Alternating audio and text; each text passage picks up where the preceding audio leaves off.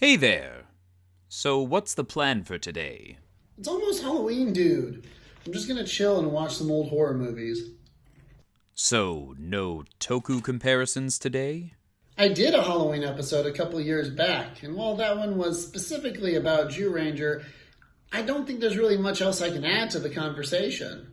The truth is, there's not really much to compare when it comes to Power Rangers and Sentai Halloween specials. While Power Rangers used to have Halloween episodes, the current series mostly uses the holiday as a means to have clip shows. On the other hand, while Christmas specials have become more common in Toku, there still aren't many Halloween-themed episodes. Ah, yes. But even if there's not a lot of specific Halloween episodes, Tokusatsu can still have some surprisingly scary content. I love Toku, but I don't want it to turn into a second job that doesn't actually pay me money. I've got my classic horror movies, I'm going to watch those and take a break. What if I could give you something scarier than those movies? You think you can find me a Toku scarier than the Masters of Horror? Alright, you're on. You're right, Kumard. We should make this more interesting. Kumard, when did you get back from your trip with Tsubasa Maru? Daizyujin, I'm pretty sure you're the only one who cares about our continuity. Steve from next door does. He actually reads my fan fiction. Let's get back on topic. If I can scare you with something from Tokusatsu, you have to take me to the nice part of town for trick or treating. But it's so far away and all the kids make fun of my costume. Not my problem. This year, I refuse to accept candy corn and black licorice. Okay, if I win, you have to watch these old horror movies with me. But they're so outdated. You can see the corners of the soundstage on Dracula. They're classics, and there's a reason they've stuck around. You might enjoy them. Oh, all right. You've got a deal.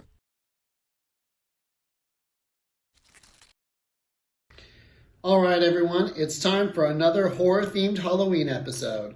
It's time for a transformation sequence.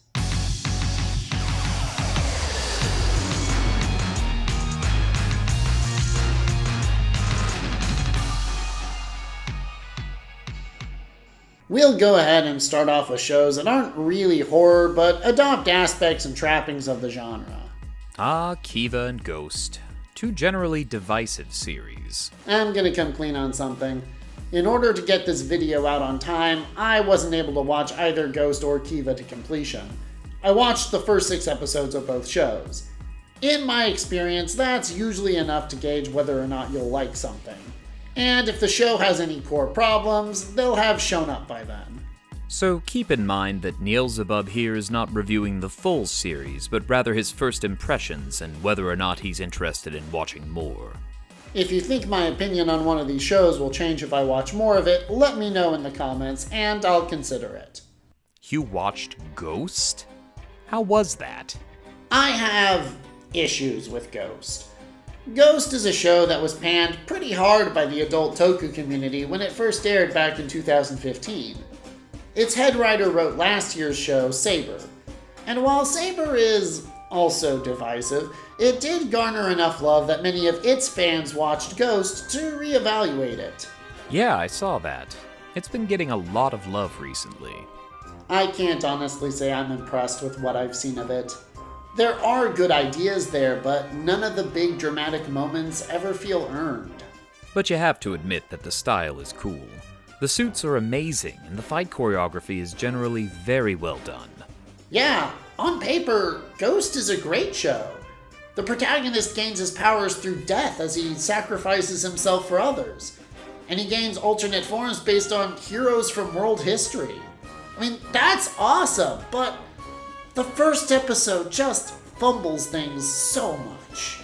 In Kamen Rider Revice, it's established early on the importance of family to Iki, and it's even hinted that he gave up on his personal dreams to keep the family bathhouse running. So the moment he chooses to make a contract with Vice to save his mom has real dramatic weight to it. And his decision to become a writer himself also has meaning because Iki is a character with a strong internal motivation. It's not a complicated motivation, but it is still there. This is true of other popular Kamen Rider protagonists. Gentaro from Forze values his classmates, and Shotaro loves the city of Futa. A lot of work is put into establishing who they are as people and why they want to be Kamen Riders. Yeah, Takeru doesn't have a strong motivation. His whole intro is about how he doesn't have a real goal or purpose in life, and that can make for a compelling character. But Ghost tries to shove in a motivation at the last minute. Takeru dies fighting the Gamma for his friends, but they never really establish a positive relationship to his friends. In fact, he's kind of dismissive and condescending toward them in the beginning. So when he sacrifices himself for them, instead of feeling like an earned moment like Iki and Revice, it just feels forced. He can't become Ghost if he doesn't die. It's done to satisfy the needs of the plot, but not the needs of the character. I know we don't want this to go on too long, but let's talk about Gramps. I hate this character. It just feels like the writers didn't want to bother coming up with an organic way for characters to learn information about the ghost world on their own, so they just made an exposition character. The other downside to Gramps is, because he spoon-feeds information to everyone, their actions are motivated by the needs of the script rather than their personal wants and needs, which robs them of a lot of agency. This just makes it less interesting to watch. An interesting choice with Ghost is its structure. In a lot of Kamen Rider shows, it's pretty normal for the Monster of the Week to really be the Monster of the Fortnight, usually taking up to 2 or even 3 episodes. But Ghost, at least early on, really does do the one monster per episode thing. And I feel like that's a huge problem for this batch of episodes I watched. It was most apparent in the episode with Little John and the Robin Hood icon. Little John reveals herself to be a news reporter who wants to enact justice because her father died. For some reason that's never explained. Her obsession with justice is being used by the Gamma and is about to kill her, and Takeru has to convince her to enact justice as a journalist in order to save her life. That sounds awesome, but... This is literally the third scene this character appears in. And I'm not even sure I can count her first scene. This means that in 2 scenes, Ghost has to introduce a new character and then give her a reason why she's so obsessed with justice to become a vigilante, which they don't do. She has a dead dad, it makes her sad, and that's all we actually get. At the episode's climax, we have a scene where Takeru gives her a hug in order to free her from the Gamma's control. This is visually a moving scene, and Takeru's actor does a great job, but I'm sorry guys, I just don't feel anything. Takeru had one prior conversation with this character. There's no rapport between them. And I know I'm repeating myself, but this is important. This whole sequence is motivated by the plot and the needs of the script, and not the relationship between Takeru and this journalist girl whose name I frankly don't feel like looking up. Okay. So before you all comment and tell me that I need to stop being so overly critical because it's a children's show, you're half right. You see, I have a nephew in Japan who was about the right age for Ghost when it first came out, but he just sort of stopped watching it. But in 2017, when Gegege no Kitaro came out, he was obsessed with that show for over a year or so. The last time I visited, he had all the Kitaro toys, but none of the toys from Ghost. Children interact with media differently than adults, but they do still think about what they watch. Don't insult children. Ghost is a show that on first impression has cool concepts, but is so concerned about getting all the cool powers on screen as fast as possible, it takes a lot of shortcuts with its characters. I've already gone longer than I wanted to. I really don't want to spend too much time talking down on a series that I haven't even seen half of. People really love Spectre and Elaine, and maybe they'd save the show for me, but finishing it is really low on my list of priorities. I've actually seen all of Ghost. If you want, I'll take this one for you. Really? Thanks, man.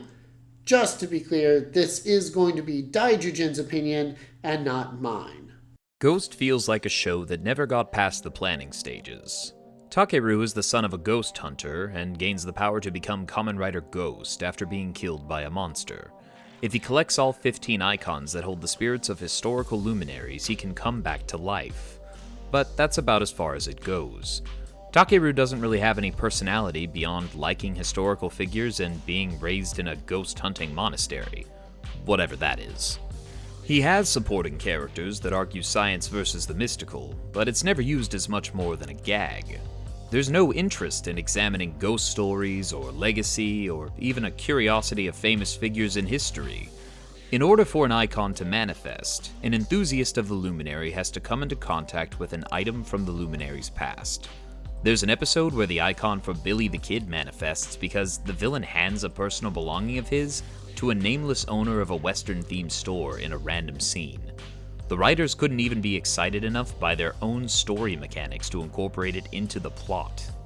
About the only episode that seemed excited by the premise was the story that introduced the Benkei icon. I don't want to spoil it for anyone curious, but the episode describes Benkei's history, and the story reflects Benkei's narrative as Takeru obtains the icon. I actually ended up researching the historical figure after the episode, but that was the only time I reacted that way. It's a shame that the show isn't interested in exploring our relationship with death, historical figures, religion, science, or anything else it alludes to. The second show that uses horror tropes but still isn't really horror is Kiva. Kiva, like Ghost, has a bit of a mixed reputation in the fandom, at least from what I've seen. I love Kiva. It has its flaws, but it speaks to me. I enjoyed what I watched of Kiva. Ironically, it means I have a lot less to say about Kiva than I do Ghost. I do have one big complaint, and that's Wataru's dad. I just really hate this stock character. Harassment in both real life and online is still very prevalent. Yes, Wataru's dad is from the 80s, but that doesn't make it okay. Especially since we got Kanalo as recently as Ryu's soldier. I don't hate Kanalo, but yeah, this is a character type that needs to either be retired or modernized. Before people jump on me, I actually like Ian from Kyoryuger. He's not perfect, but he's one of the only ladies' man characters in Toku who doesn't actively make my skin crawl. This is probably because he's not actually trying to sleep with or have a relationship with any of the girls he romances. He just likes going on dates and making girls happy. Let's get back on topic. What are your thoughts of what you saw of Kiva? I'm a bit ambivalent. I like the toned visual suits and fight choreography. I'm also intrigued by the two storylines being told in different time periods. There's a real sense of mystery and intrigue. I wish I was a bit more engaged with the characters themselves, but at this point Yuri and Megumi are the only characters I have any real interest in. I just kind of wish the relationship between the past and the present wasn't always Wataru cleaning up someone else's past mistakes. While Kiva hasn't rocketed to the top of my watch list, I am interested and will definitely give it more of a watch in the future. Well, this is the second show I've actually seen more of than you. Yeah, that is a bit rare. So, since you've seen more of Kiva than me, what are your thoughts on the series? One of the most interesting aspects of Kamen Rider is when the shows play with the established tropes and conventions of the series. Most any Rider show is a Monster of the Week superhero show about a random person obtaining great power from the forces of evil and using that power to save the world. Kamen Rider Kiva is a really great example of that. Wataru, an aloof violinist who lives with a talking bat and constantly searches for unique materials for violin varnish, transforms into Kamen Rider Kiva to fight against the Fangire, vampire-coated monsters with a stained glass motif. Kiva utilizes powers themed around established horror movie monsters like vampires, werewolves, Frankenstein's monster, and the creature from the Black Lagoon. But the show goes beyond an aesthetic. In telling this story, the show covers a lot of ground in the horror genre, specifically that of gothic horror. Family legacy, love triangles, deathbed promises, human ingenuity versus supernatural powers, and transhumanism are regularly central to the conflict in most episodes. Wataru's power-ups are the captured souls of monsters that actively tried to kill his father years ago. He wants to create a violin that will live up to his father Otoya's legacy, Bloody Rose, and slowly stops fixating on finding unique varnishes to accomplish that, and just starts living his life and making friends. The Wonderful Blue Sky organization perfects their own rider suit to combat the Fangires over decades, and the audience witnesses as the suit changes and improves. The series even cuts back and forth between the past and the present to reveal to the audience how some of the characters got to the positions they're in now, and gives insight into the methods humanity utilized to fight the Fangires. While it's certainly not without its flaws, Kiva is an excellent example of tokusatsu inspired by horror, and a series I'm excited to revisit during the fall season.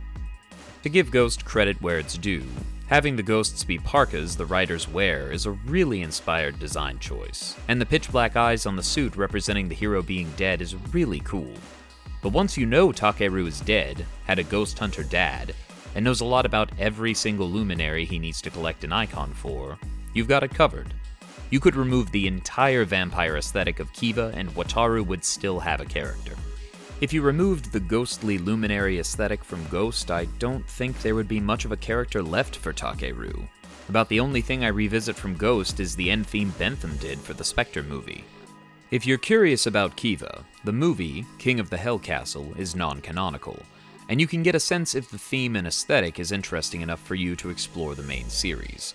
I can't really recommend anything from Ghost, but if you're intrigued by his appearances and some of the crossover media from other shows, I'd recommend keeping that curiosity unsatiated. The most interested I ever was with Ghost was his cameos, and the more I learned about the character and the mechanics in his story, the more I lost interest. While there are scary moments in Rider and Sentai, it's just not enough for me to define either series as horror. Well, perhaps we should venture away from Toei. They're not the only studio that makes tokusatsu, you know. Are you going to try and tell me that Ultraman is scary? Again, there are scary moments, but they're... No. Not Ultraman. Ultra Q. Ultra Q is very different, and can be a bit unsettling. I've been itching to watch Ultra Q since I did that video on Super Raya last year. Alright, let's pop in Ultra Q. Ultra Q aired in 1966, predating Ultraman. Whereas Ultraman is a superhero series with an emphasis on spectacle and kaiju fights, Ultra Q is an anthology series more akin to the Twilight Zone. Since Ultra Q is an anthology series with no overarching plot, I just decided to watch the 4 episodes that seemed the most interesting or had the highest fan ratings. The episodes I chose were Baron Spider, Kanagon's Cocoon, 1/8 Project, and Open Up. Overall, I liked Ultra Q. The directing, cinematography, props, and set design was really impressive for its time and generally still stands up today. But I didn't really find it scary. Unfortunately, some of the monster suits did not age well. Out of the episodes I watched, I would say that Baron Spider is the closest one to horror. It's a huge shame that the giant spider just looks silly. Everything else about the episode is spot on. I love the lighting in a lot of these scenes, and the effect for the spider's web is actually really well done. I also love that while a possible explanation is given for the existence of the giant spiders, nothing is actually confirmed. While a lot of the episodes aren't really scary, I would say that stories like 1/8 Project and Open Up are still a bit unnerving.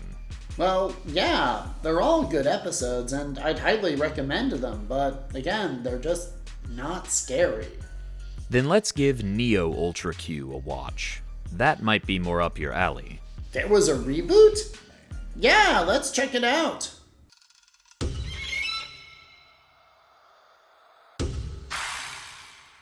Holy crap!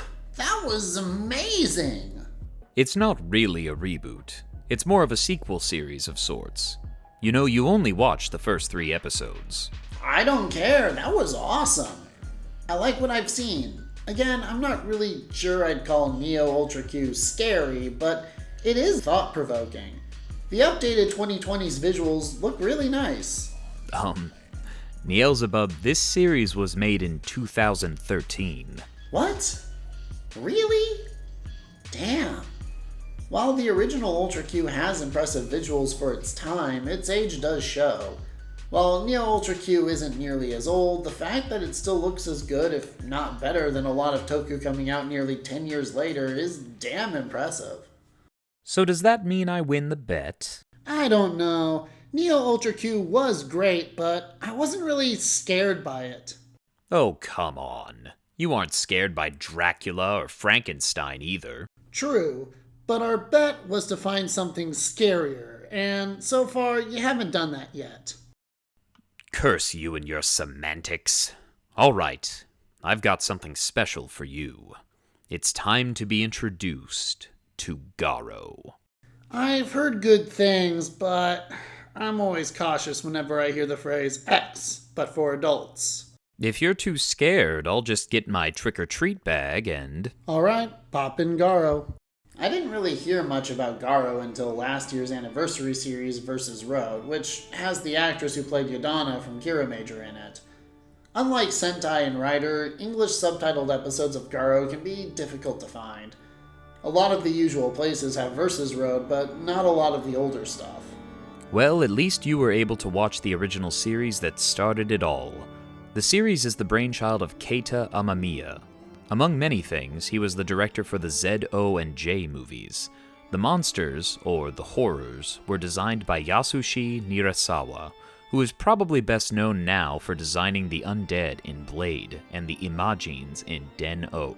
Right off the bat, the action sequences in this show are amazing. While a lot of time was obviously put into the choreography, the flow of combat feels natural and even a little gritty. There's a sense of realism that's often missing from fights like these. Unlike Rider, Sentai, and Ultraman, Garo was intended for an older audience. But whereas a lot of shows meant for teens and above like to put emphasis on sex and violence, Garo actually puts its focus on story and character. Those are boobs. The first episode has boobs. Yes, but that seems to be more as a reference to Eastern depictions of female deities that expose their breasts. The idea that a woman's breasts need to be hidden mostly comes from the West. Nielzabub, stop staring. Sorry, it's just a bit jarring. Joking aside though, the first episode really pulls you in. The horrors are genuinely frightening monsters. I'm really interested in watching more, and I finished the series. So, the horrors are scary? Yes, but I'm still not sure I'd classify Garo fully as horror.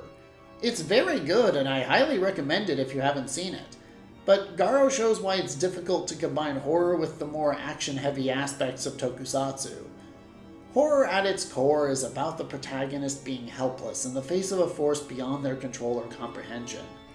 Even though Laurie Strode is able to fight off Michael Myers in the original Halloween, she isn't able to kill him.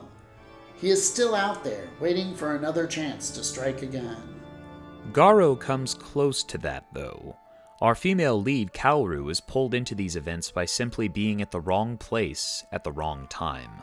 Because she has a horror's blood on her, she attracts them and is put in constant danger. Yeah, but Koga is rarely in the same kind of peril.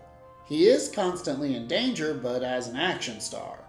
While all the fights are exciting and breathtaking, Koga still has a lot of agency and control, which is good for an action series, but is a little counter to horror. There is the episode The Game. Koga is unable to fight the horror using regular means and has to play by its rules to save Kaoru's soul. That one is actually one of my favorite episodes. Situations like this are when Garo is the closest to horror. Koga is mostly helpless and is unable to win with just his sword. I can understand why you don't think Garo is horror, but I have to disagree with you on that. Its tone and atmosphere are dark and creepy. The monster designs alone can cause nightmares in children. I can respect that. Personally, horror is more than scary images for me. Horror is about the unknown and pulls and twists on humanity's desire to control their environment. Still, I won't say you're wrong. If you want to classify Garo as horror, I won't stop you.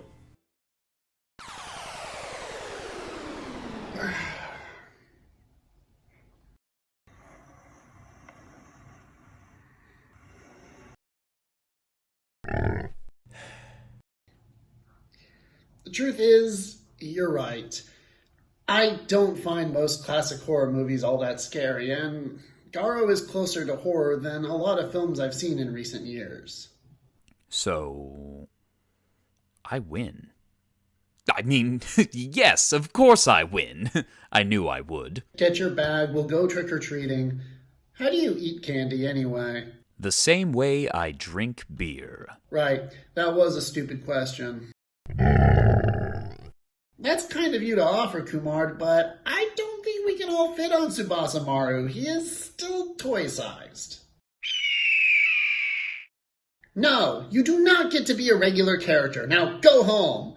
Which is my closet, maybe. I'm not entirely sure. Well, that's all for now. As always, may the power protect you, and have a happy Halloween. Thank you for watching. If you enjoyed this video, please like and subscribe. Ultra Q and Neo Ultra Q are available legally with English subtitles from Tokusatsu. The first 2 episodes of Kamen Rider's Ghost and Kiva are available legally with English subtitles on Toei's YouTube channel. Our intro theme, as well as some of the music in this video, was provided by Marshland Media. They have a fun Sentai-themed podcast called Mostly Speakin' Sentai. You can check them out in the description below, as well as friend of this channel, Bustercore, who provided us with our thumbnail.